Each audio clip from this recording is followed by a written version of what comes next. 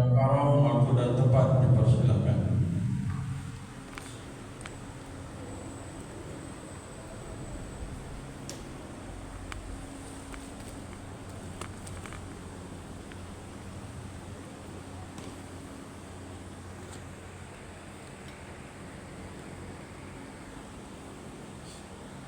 Assalamualaikum warahmatullahi wabarakatuh. Waalaikumsalam warahmatullahi wabarakatuh.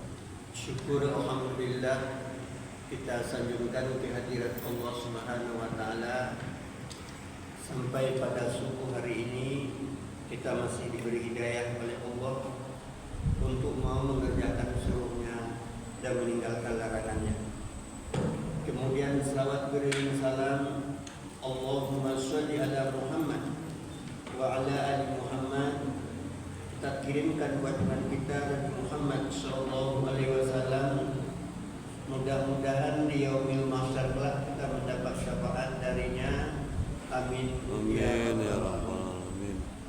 Bapak-bapak, ibu-ibu, jamaah subuh Masjid Al-Mujahidin yang saya hormati, tafsir kita pada subuh hari ini kita masuk ayat 146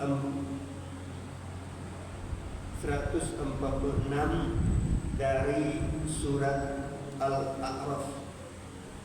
A'udzu billahi minasyaitonir rajim. Bismillahirrahmanirrahim.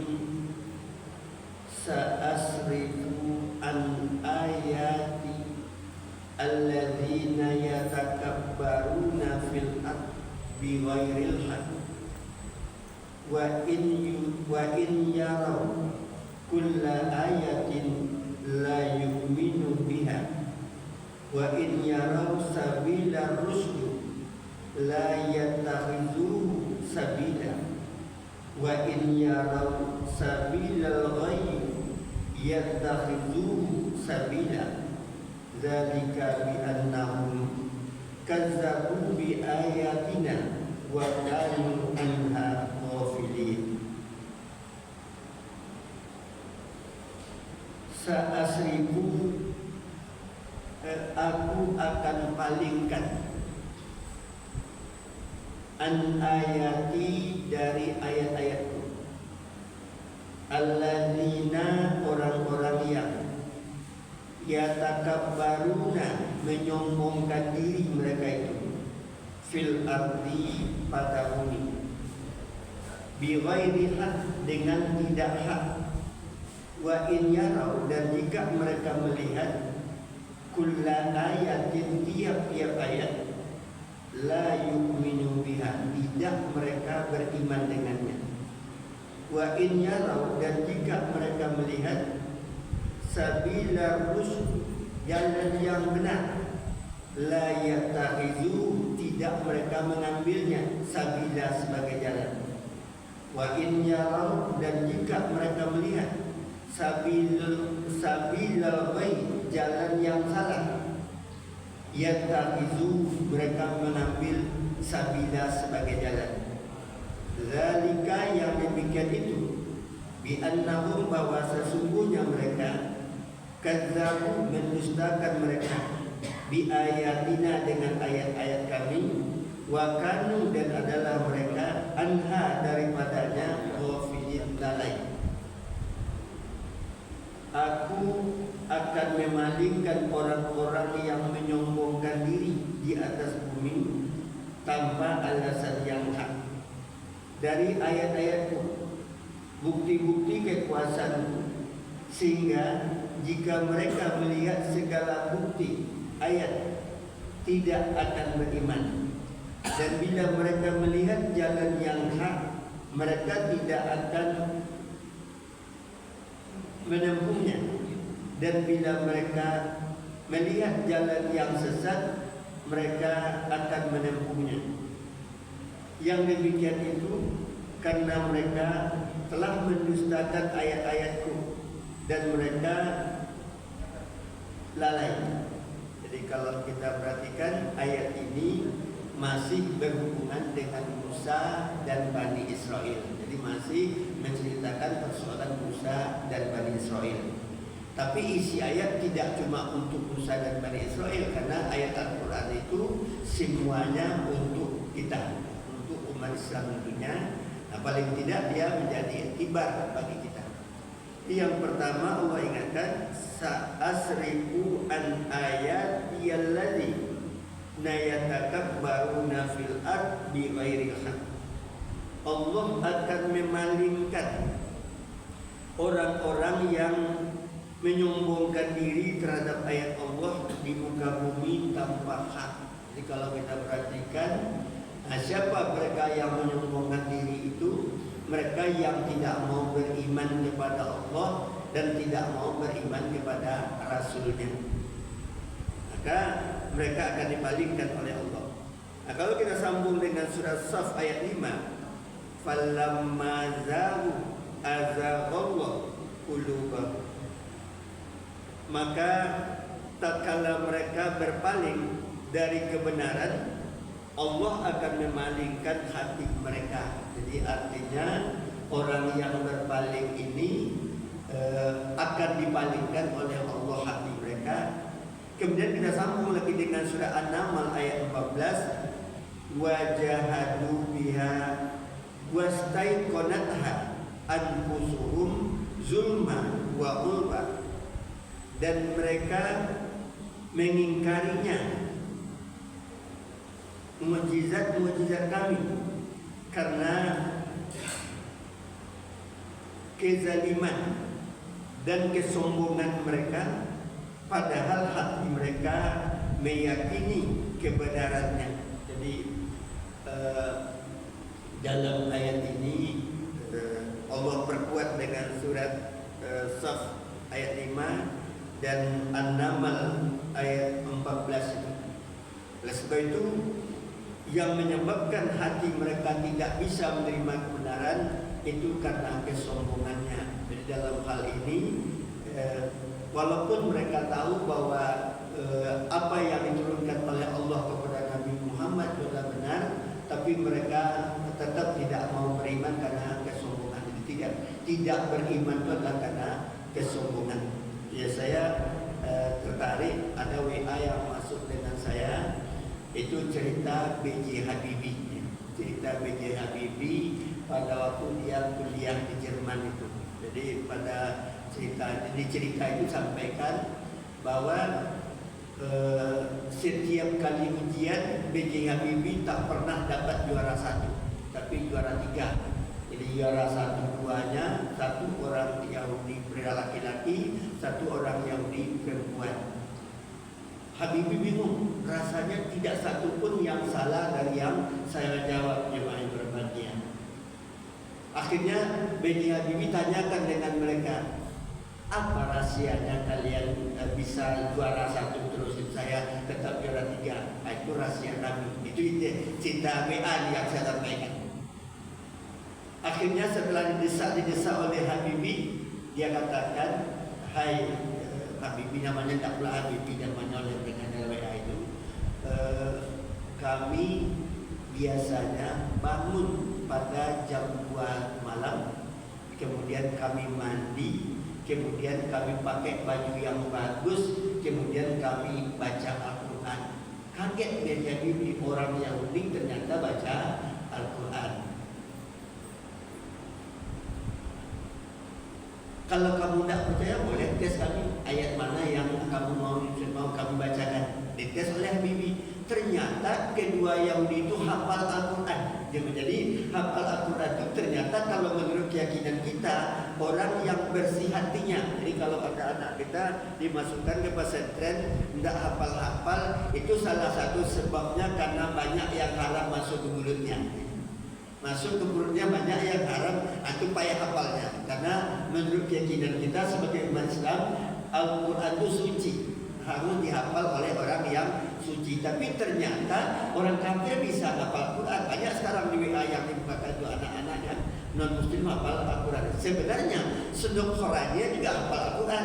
Jadi kalau Aceh tidak bisa ditundukkan, akhirnya mereka kirim orang belajar di situ. Kemudian hafal Al-Quran sampai ke Aceh disebut namanya Kiai Abdul Ghafur, yang main berbahagia. Jadi Sunduk bapaknya itu dulu digelar namanya Kiai Abdul Ghafur. Kenapa? Karena dia ulama, hafal Al-Quran, tapi dia tidak Islam, jemaah yang berbahagia. Jadi digunakan, itulah politiknya orang kafir, jemaah yang berbahagia. Jadi mereka rela mengorbankan apa saja untuk kepentingan politiknya. Nah, kembali kita pada pokok masalah, bahwa walaupun mereka hafal Al-Quran, tetapi ada di antara mereka ternyata yang tidak Islam.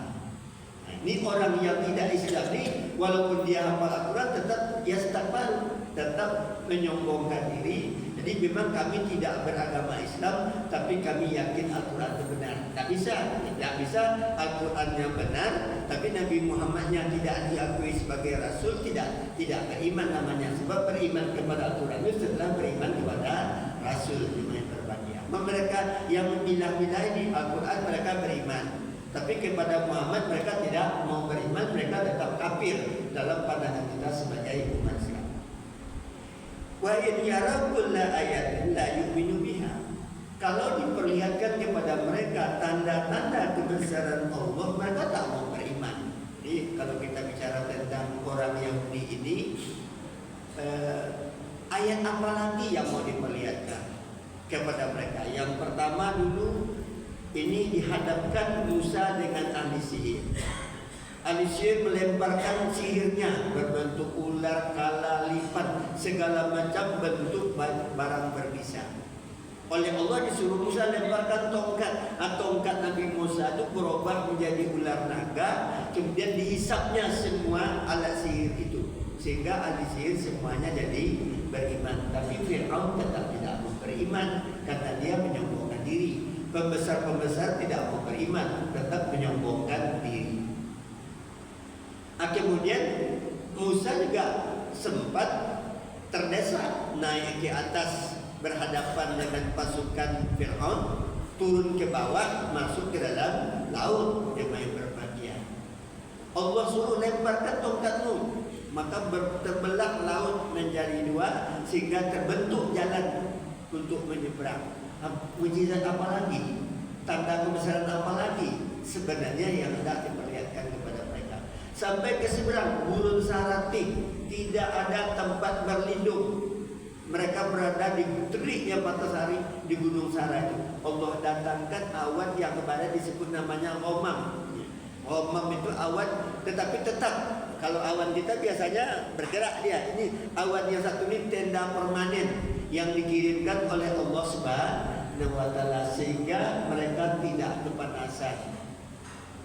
Ternyata di situ tidak ada makanan, tidak ada minuman. Allah turunkan manna wasalwa. Manna itu semacam madu putih, sedangkan salwa sebentuk burung yang sebesar burung puyuh, tetapi datang setiap hari untuk dimakan. Jadi datang dia ditangkap, dimakan. Nah, kalau salwa itu ditampungkan pada manna itu yang datang. Jadi bukan ditampungkan di cucuran karena mereka tidak punya rumah di situ. Jadi kalau ditampungkan atau datang mananya mengejar tempatnya. Nah, kemudian Musa pernah juga kehausan pada satu waktu, kemudian dipukulkan tongkatnya mengalir 12 mata air. Kebesaran apa lagi yang tak diperlihatkan? Termasuk juga sebenarnya kepada Nabi kita Muhammad SAW. Tidak sedikit mukjizat Allah yang diperlihatkan kepada mereka, tapi tidak orang yang menyombongkan diri tetap tidak mau beriman. Jadi kayak apapun hebatnya penjelasan, kayak apapun hebatnya ayat-ayat Allah, yang menyombongkan diri tidak akan beriman karena hatinya sudah dipalingkan oleh Allah Subhanahu wa Ta'ala.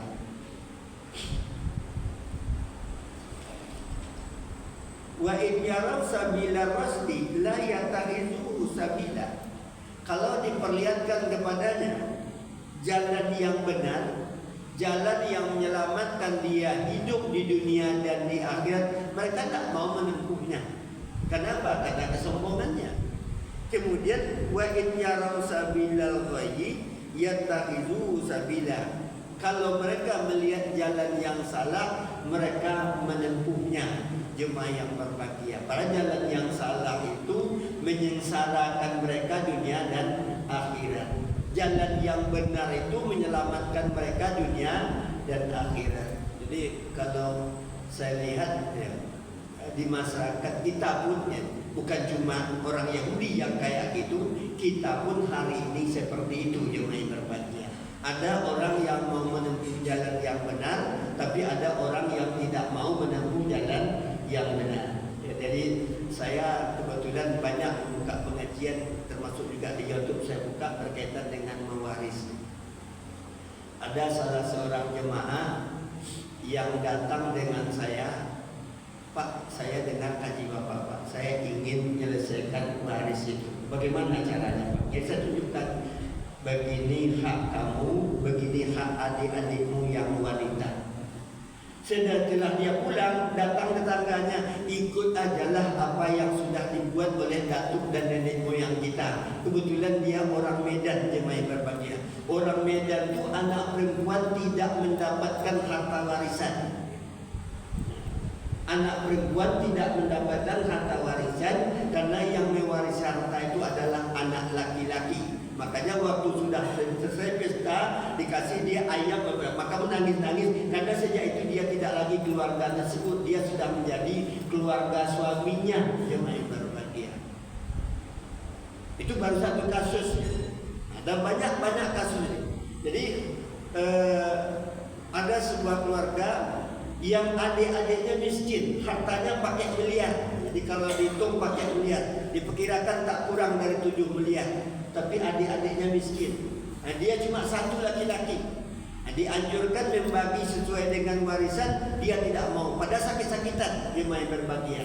Sakit-sakitan, tidak mau membaginya. Jadi saya bilang, kalau memang kalian tidak diserahkan, panggil saya. Usahakan abang lagi dari kampung didatangkan tokoh untuk datangnya, disuruhnya pulang, dia main berbahagia. Nah, ini kenapa? Karena menyombongkan diri, mengira bahwa yang dibuat oleh datuk dan nenek moyang itu bagus, jemaah berbahagia. Padahal yang bagus itu yang dibuat oleh Allah dan Rasulnya. Nah, jadi jangan dikira. Jadi saya dulu mengira persoalan kita ini adalah persoalan Sumatera Barat dan Riau Daratan. Rupanya parah lagi di Medan, jemaah berbahagia. Kalau di Sumatera Barat dan Riau Daratan yang tidak akan diwariskan ke anak laki-laki hanya rumah tempat tinggal, sedangkan kebun dan lain sebagainya itu bisa diwariskan kepada anak laki-laki. Di Medan malah tidak, semuanya untuk anak laki-laki. Nah, jadi yang ingin kita sampaikan, tidak ada yang perlu kita pertahankan dalam kehidupan ini. Yang perlu kita pertahankan adalah perintah Allah dan perintah Rasul. Kenapa? Karena hanya itu yang akan membuat kita selamat di dunia dan selamat di akhirat. Anak perempuan itu kalaupun dia sudah dinikahkan, dia tetap milik suami. Memang sudah diserahkan dia kepada suaminya, tapi dia tetap ayah, tetap anak dari ayah dan ibunya. Hak warisnya tidak terputus kalaupun dia sudah bersuami, jemaah berbahagia. Kemudian apa lagi? Zalika bi annahum kazzabu bi ayatina wa kanu anha ghafilin. Yang demikian itu disebabkan mereka mendustakan ayat-ayat kami dan mereka dari ayat-ayat kami itu lalai. Artinya mereka tidak percaya bahwa ayat Allah lah yang membuat kita selamat dunia dan akhirat. Karena dia tidak percaya, dia tidak mau menempuh jalan Allah, jalan yang ditunjukkan oleh Allah, tapi dia tempuh jalan yang ditunjukkan oleh datuk dan nenek moyangnya.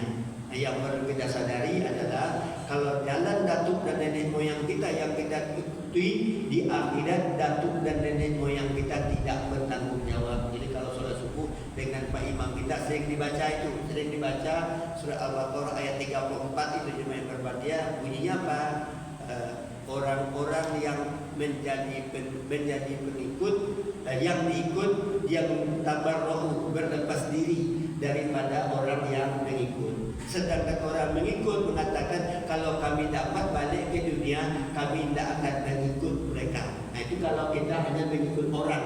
Jadi kalau datuk dan nenek moyang kita yang kita jadikan pedoman, kami buat begini karena datuk dan nenek moyang kami buat begitu. Datuk moyang kami, kita tidak akan bertanggung bertanggung jawab dengan kita di yaumil mahsyar. Tapi kalau ayat Allah yang kita ikuti, sunnah Rasul yang kita ikuti, insya Allah kita akan selamat dunia dan akhirat. Makanya jangan dustakan ayat Allah. Dustakan itu banyak di antara kita tidak mendustakannya, cuma kita tidak mau mengikutnya.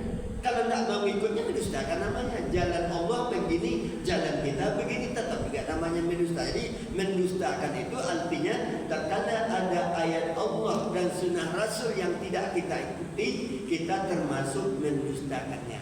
Jadi mendustakan itu tidak melaksanakannya.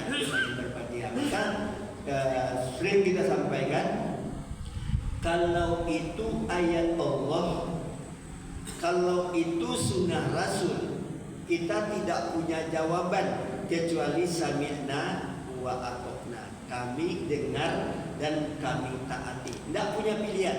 Kalau kita punya pilihan lain, kita pasti, kalau dalam surat Al-Maidah ayat 34 itu pilihannya cuma 3. Yang paling parah itu kafir, yang kedua zalim, yang ketiga fasik. Jemaah yang berbahagia. Jadi tidak ada pilihan lain bagi orang yang tidak sepenuhnya mengikuti ayat Allah dan sunnah Rasul. Nah, persoalannya ada. Tatkala kita bicara tentang perintah Allah dalam Al-Quran, tidak ada perbedaan tentang Al-Quran. Artinya semua orang tahu. Tetapi tatkala bicara hadis, tidak seorang pun ulama yang mengerti semua hadis. Jadi tidak ada ulama yang mengerti semua hadis. Kenapa? Karena hadis itu sangat banyak. Makanya kalau kita belajar mazhab, Imam Syafi'i mengatakan dalam al-umnya, kalau ada hadis yang lebih kuat daripada pendapatku ini, maka pendapatku adalah hadis yang kuat itu. Itu menandakan Imam Syafi'i tak hafal semua hadis, jemaah yang berbahagia. Termasuk juga Imam Hanafi, Maliki sama. Mereka semuanya katakan ini pendapatku. Tapi kalau ada hadis yang lebih kuat dari pendapatku, maka pendapatku adalah hadis yang lebih kuat itu. Itu menandakan tidak ada ulama yang hafal, tidak ada ulama yang hafal hadis. Kalau hafal Al-Quran banyak, mengetahui isi Al-Quran banyak, tapi mengetahui hadis tidak banyak. Makanya tak boleh pada hari ini ada ulama mengklaim hanya jalan dialah yang menurut hadis, selainnya keluar dari hadis. Apa dia tahu semua hadis? Jadi kalau kita kejar, apa Anda ngerti semua hadis? Oleh sebab itu persoalannya di situ kita. Jadi sering kita mengklaim saya ini beramal menurut hadis. Orang yang tidak seperti saya tidak menurut hadis. Apa hafal dia semua hadis? Apa tahu dia semua hadis? Tidak ada ulama. Usahakan ulama yang sekarang, ulama dulu yang terkenal itu tidak satupun yang hafal semua hadis. Oleh sebab itu dalam hidup ini tidak usahlah mengklaim hanya kita yang benar, orang lain tidak benar.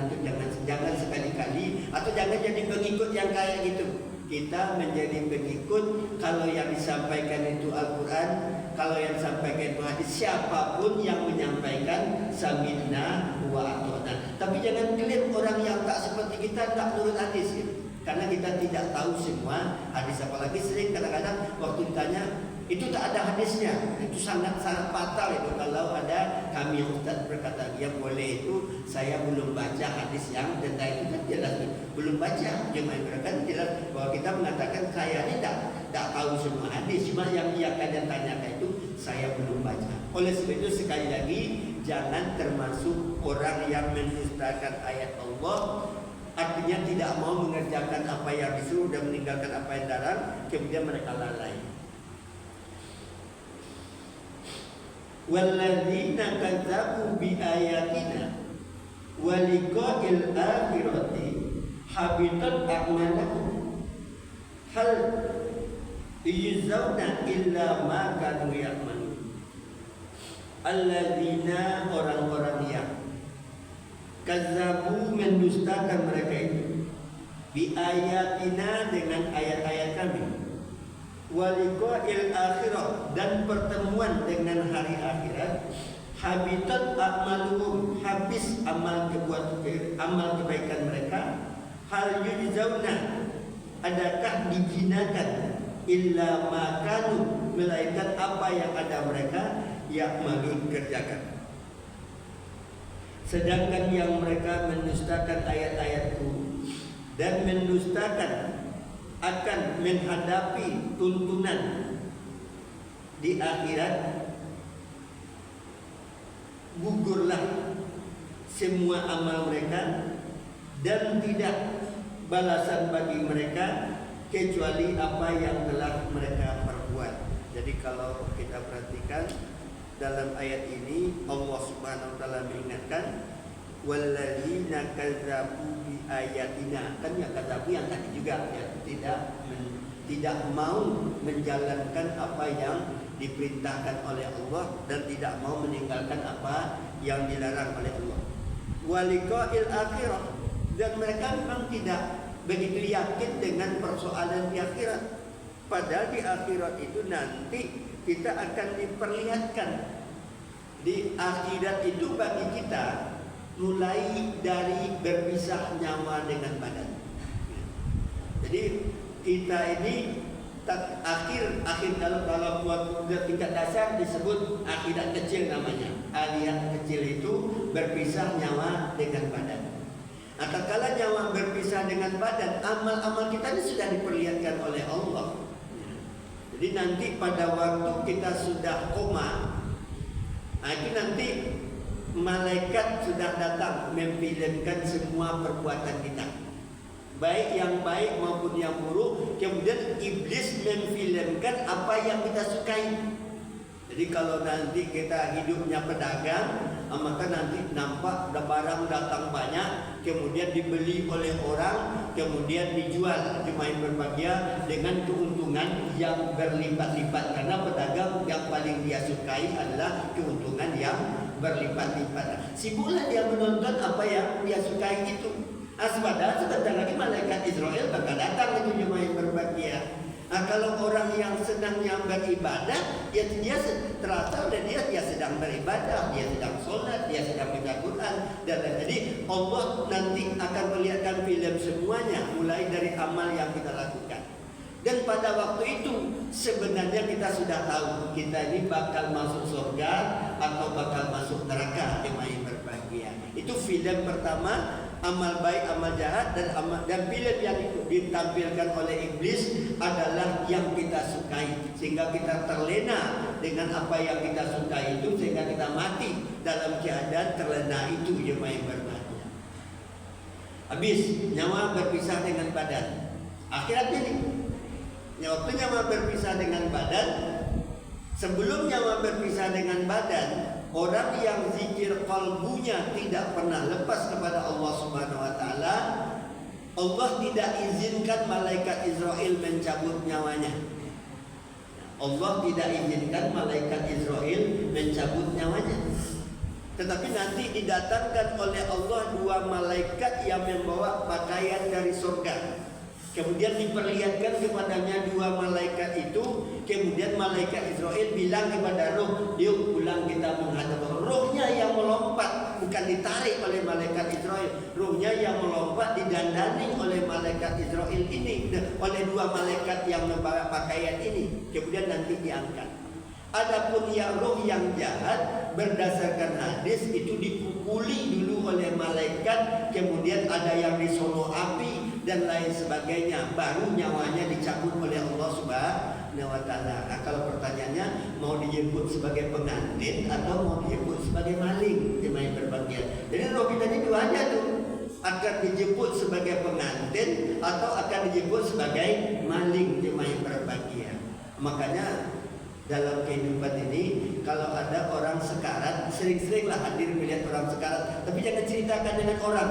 Bapak tuh baru kayak kita, tidak perlu itu untuk itibar bagi diri kita, jemaah yang berbahagia. Jadi ada roh yang tenang aja dia, kata-kata, nak nampak cikut-cikut itu dan nampak langsung aja rohnya melompat, dipanggil oleh Allah Subhanahu wa taala. Itu baru di situ selesai.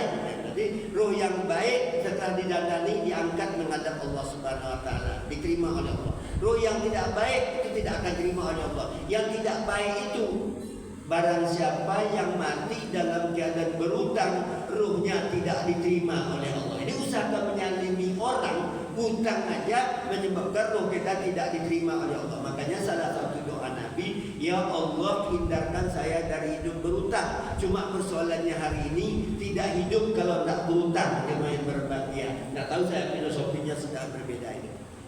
Kemudian sudah roh mau diangkat nanti di keranda. Itu berdasarkan hadis Nabi. Roh itu akan berkata, yang pertama segerakan aku. Yang kedua berkata, kemana aku akan dibawa.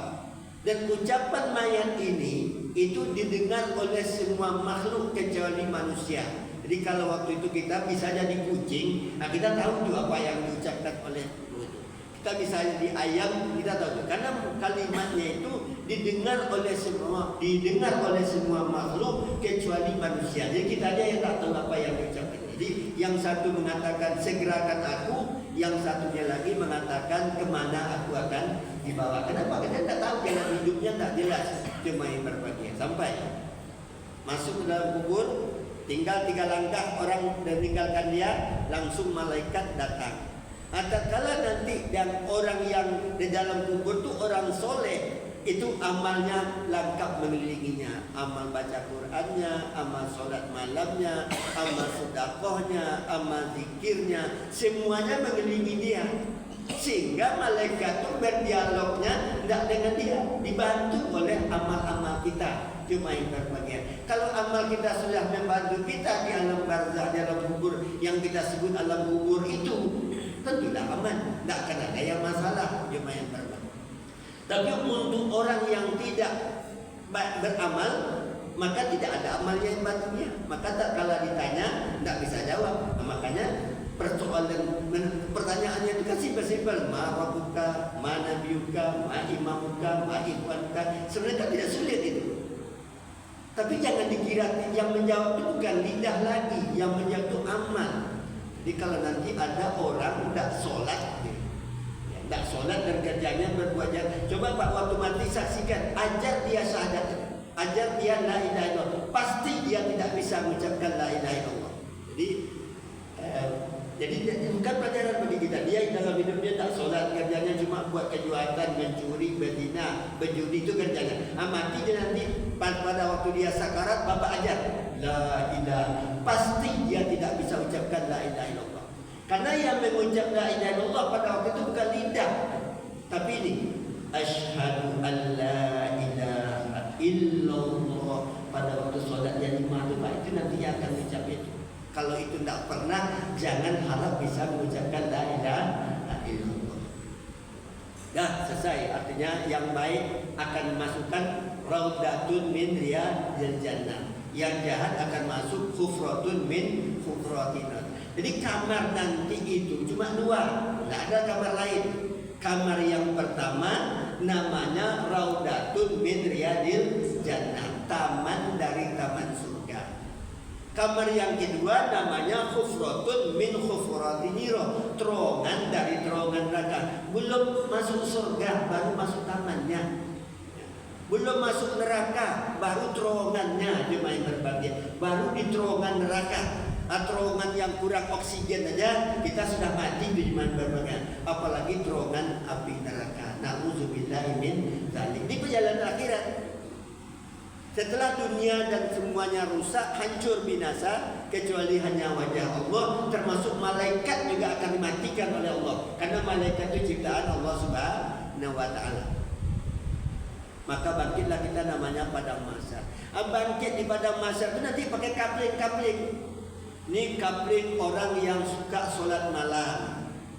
Ini kapling orang yang suka puasa Senin Kamis. Ini kapling orang yang suka berinfak, berwakaf, bersedekah. Ini kaplingan orang yang suka baca Quran. Jadi kita nanti dibangkitkan oleh Allah, bukan satu rombongan di kuburan itu, berbeda-beda nanti oleh Allah Subhanahu wa ta'ala. Tidak payah oleh Allah membuatnya. Kalau kita membuatnya sulit itu, tapi kalau Allah tidak sulit, Allah mengumpulkan orang. Jadi dibangkitkan. Nah, orang yang beramal soleh itu nanti akan mendapatkan perlindungan dari Allah Subhanahu wa ta'ala, seperti lebih kurang yang dialami oleh Bani Israel di Gurun Sarati tadi. Akan ada raf-raf, di atasnya itu akan ada tenda, yaitu tenda Nabi Muhammad SAW. Jadi kalau kita dapat syafaat, yang di situ kita sudah dapat syafaat langsung. Jadi kalau disebut nanti matahari panas terik seperti katanya sejengkal dari kepala, itu untuk orang yang tidak beriman, untuk orang yang tadinya berada di khufratun min khufratiniro. Tapi untuk orang yang berada di berada di Raudatul Jannah, itu tidak ada panas terik di yaumil mahsyar itu. Kemudian nanti langsung dari situ kita berhisab. Hisab itu timbang. Kayak apa timbangan akhirat tak tahu juga kita kayak apa bentuknya. Karena ditimbang berat, baik dan jahat. Bagi yang baik, kebaikan yang lebih banyak masuk surga. Bagi yang kejahatan yang lebih banyak masuk neraka. Kita tidak tahu cara menimbangnya kayak apa, jemaah berbahagia. Apakah baiknya 100, jahatnya 70, maka dia menikmati surga 30, jemaah berbahagia. Atau masuk neraka dulu 70 ini, nanti baru ngambil nikmatnya baru 100. Tak tahu, itu urusan Allah Subhanahu. Tidak ada yang tahu. Kemudian untuk orang yang berada di bawah tenda tadi, yang tukang timbangnya Nabi Muhammad. Jadi pertama kita dapat tendanya, yang tukang timbangnya Nabi Muhammad. Yang ditimbang oleh Nabi Muhammad itu tidak ada yang masuk neraka.